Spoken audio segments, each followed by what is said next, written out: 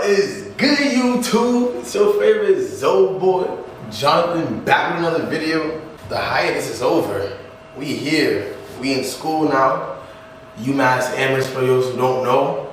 The hiatus has been still taking a toll on me. It's been taking a toll on the family. I know. It was just a lot. And it was hurting me. It's every day I didn't post a video. It was like I was losing -1 HP, -1 aura. I'm like, what am I doing? This guy stinks! I got my people on my YouTube waiting for me. That being said, I just woke up from my nap. I've been writing up a video I did for y'all. And here we go. NBA, the Western Conference. I know y'all know the Western Conference is deep. Very deep. Last year we had like, from like C4 to 10 had like a 7-game difference. You know, every game, every day mattered because the standings were always changing. You know, the 1, 2, and 3, Thunder, Denver, and Minnesota, they were only separated by 1 or 2 games too, and it came out to the last day. So it's the same thing at the 4th through 10th.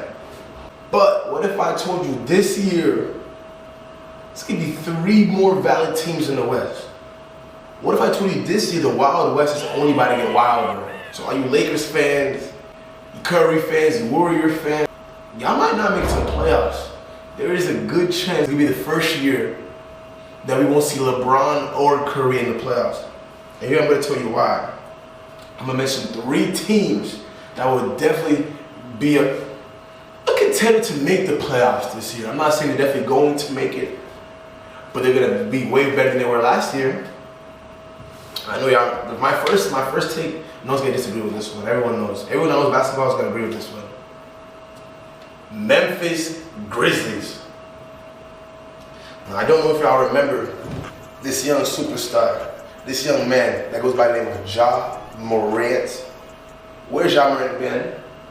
Not on the basketball court.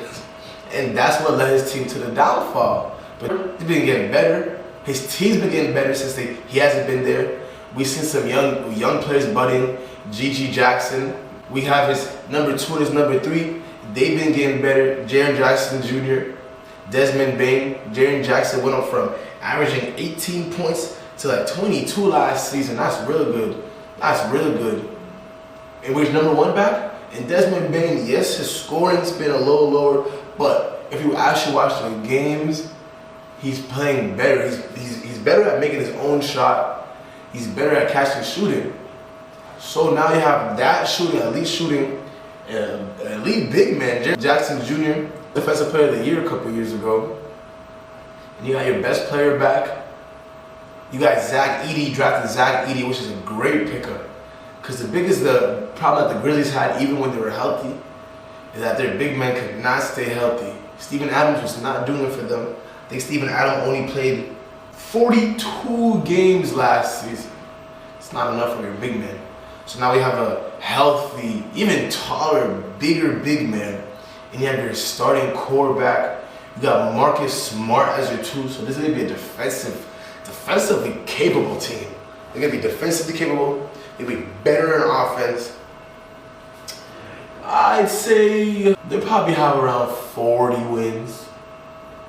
39 to 41 wins. They're really going to be in contention. They're really going to be a team to look out for. So that's the first team that might make it to the playoffs next year. My next team, Houston Rockets. They actually almost made it to the playoffs this year. I know if you look at the standings, the ending of the standings, they were off by 5 games. But there was a point where they were 1 game behind the Golden State Warriors. And then they had, that was a good game. They had a game to decide who was going to make it. Terry Eason taunted the Warriors. Warriors, come out to play!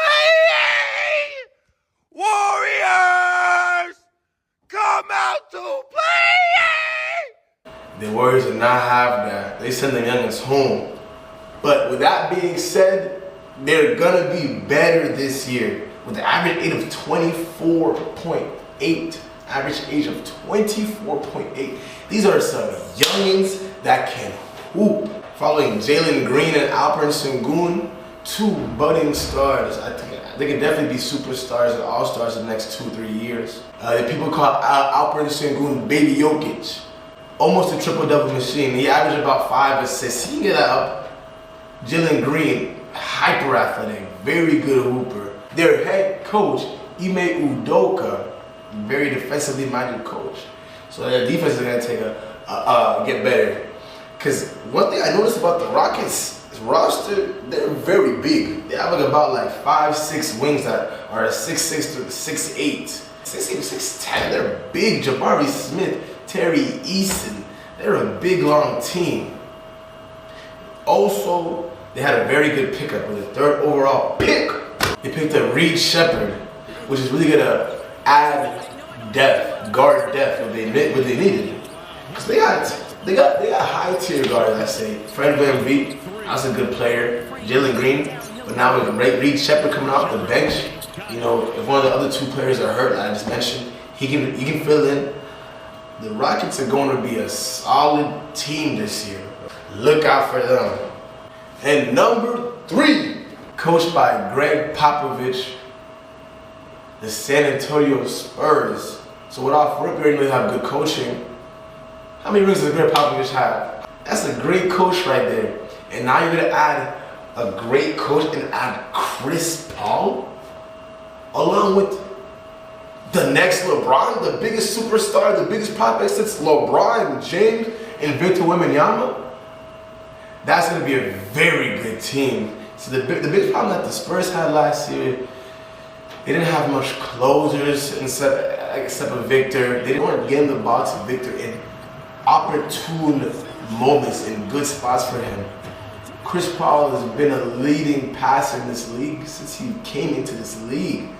Lob City Clippers. If you think Chris Paul can pass it to Blake Griffin, but he can't pass it to Victor Wembanyama, you have lost your mind, my friend. You have lost your mind. And I feel like the thing with these two, Chris Paul and Victor Wembanyama, it's like yin and yang. It's like every deficiency they have in their game is filled in by the other guy. Chris Paul, you know, he's a fast guard. He can pass the ball, he can shoot, but he's 6 feet tall. He's undersized for the NBA, so he's not much of a defender.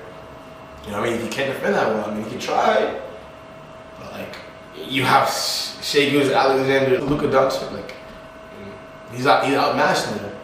And we add 7'4" protege, number 2 in the defensive player of the year in his first year, rookie season, and that's your big man behind you. That's amazing. That's amazing. And like I said, Victor, he can handle the ball, but he's still 7'4". Like I wouldn't want him taking the ball up every play. Yeah, that's a lot of energy too for a big guy. So I think really having Chris Paul and Victor together, that's going to be a dynamic duo. And I'm going to say right here that I'm going to say Chris Paul and Victor Wembanyama are going to be top 3 duos in the league. Top 3 off rip first year. And they're going to be a good playing team. And if you have one game to win, I don't know, bro. It's going to be a hard team to beat. So yeah, that's about it. Those 3 teams, along with the rest of the teams, I don't think many teams got worse. The Wild West is still wild. That being said, I got more work to do, y'all. I gotta go do my homework. So like, subscribe, comment. Tell me what you want to see more. Tell me I know y'all watching and I know you got talents. Connect with me, hit me up. If you want to be in the video, let me know. If you want to be a podcast, there's 3 other seats here. You can join. Let me know. This is not a solitary YouTube channel. I'm experimenting. I'm having fun with it. So let me know. We can have some fun. We can run some videos. And that being said,